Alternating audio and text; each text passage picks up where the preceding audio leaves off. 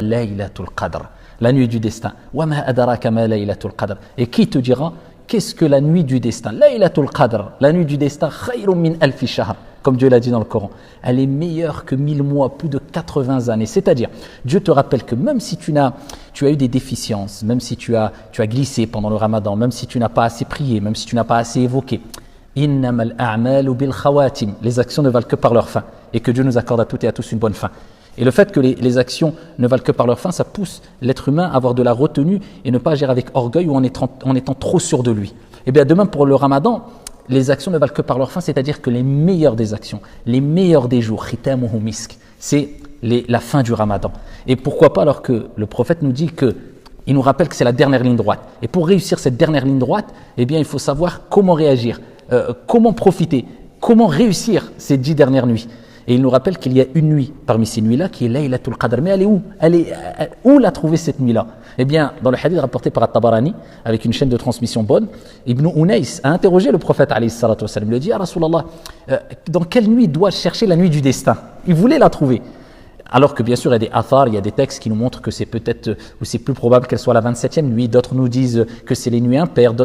Mais dans tous les cas, vous savez très bien que certains ont commencé à jeûner un jour, d'autres personnes dans d'autres coins du monde ont jeûné le lendemain. Donc, qui va tomber vraiment dans la 27e nuit? Et peut-être la nuit paire pour nous, c'est la nuit impaire pour d'autres. Dieu est-il inéquitable? Hasha lillah. Alaysa Allahu bi ahkamil hakimin. Dieu est équitable. S'il donne la récompense à une partie, eh bien, il donnera la récompense à l'autre partie du monde aussi, d'après leurs efforts. Donc, où se trouve cette nuit-là? Ibn Unais a interrogé le prophète. Il dit, ô messager de Dieu, où dois-je chercher cette nuit Laylatul Qadr? Le prophète alayhi salatu wassalam lui a dit, si je ne craignais pas que les gens ne se contentent que de la prière de la 27e nuit en abandonnant le reste des nuits, je t'aurais informé sur cette nuit-là. Donc il nous rappelle que si les gens savaient, ils n'auraient plus fourni d'efforts en dehors de Laylatul Qadr, la nuit du destin. Donc il ne nous a pas informés. Certains savants ont même dit que Dieu, chaque année, eh bien, il change cette nuit-là pour récompenser ceux qui vraiment méritent, ceux qui l'ont recherché. Et Dieu nous dit de chercher ces trésors, ces millions, ces milliards, je ne vous dis pas d'euros, parce que là on aurait fait des nuits blanches pendant des années, ces milliards de bonnes actions, mieux que 1000 mois, vous imaginez ou quoi? Mieux que 1000 mois.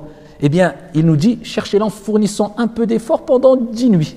C'est pas énorme. Donc là, on rentre dans les 10 dernières nuits. À partir de ce moment-là, à partir de ce soir, fournis le maximum d'efforts. Mets-toi à fond dans les actes d'adoration de manière intelligente. C'est-à-dire, premièrement, dis-toi que je fais tout pour essayer de faire Salat al-Maghrib en groupe si j'en ai les capacités, particulièrement pour les hommes et pour les femmes, sinon de le faire en famille. Ça, c'est la première des choses, car la prière en groupe est beaucoup plus méritoire que la prière faite de manière individuelle. Donc, la prière en groupe. La deuxième des choses, dis-toi, chaque soir, je mets tout en œuvre pour essayer de nourrir les gens.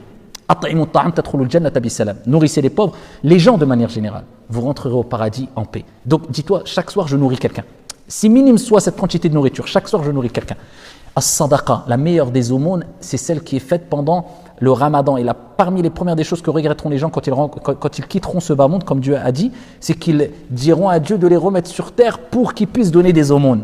Donc, faites des aumônes. Chaque soir, dis-toi, je fais une aumône. Particulièrement dans des projets qui vont être considérés comme des sadaqas jariya, perpétuels, qui vont perdurer dans le temps, incha'Allah ta'ala. Donc, chaque soir, ne serait-ce que 10 euros, 100 euros, 1000 euros, 50 euros, 1 euro, nourrir, chaque soir.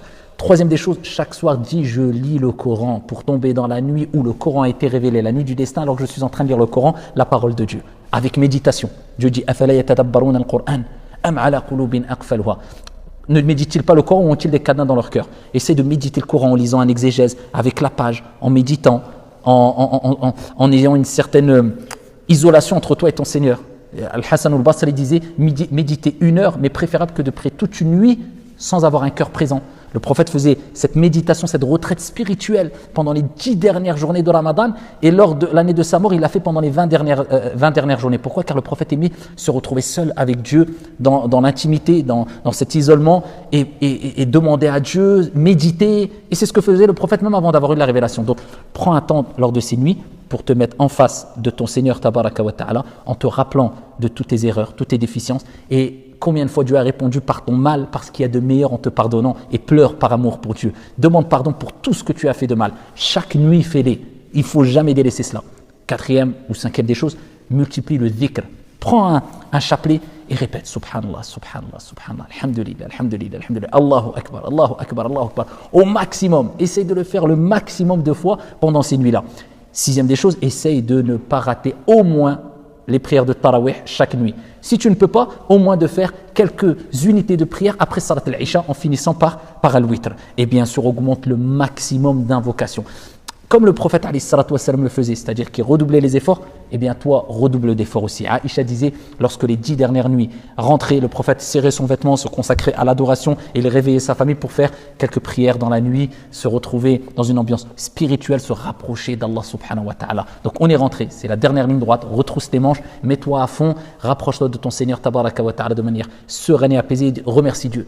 Dis Ya Rab, merci de m'avoir permis encore une fois d'être vivant pour me rapprocher de toi et de bénéficier de ces milliards de bonnes actions en fournissant quelques efforts. Qu'Allah subhanahu wa ta'ala nous permette à toutes et à tous de profiter de cette nuit bénie, qu'Allah Jalla wa ala nous bénisse, qu'Allah nous fasse de la fin de notre Ramadan les meilleurs moments et qu'Allah nous accorde à toutes et à tous une bonne fin heureuse et une vie sereine et apaisée. Amin. Wassalamu alaikum.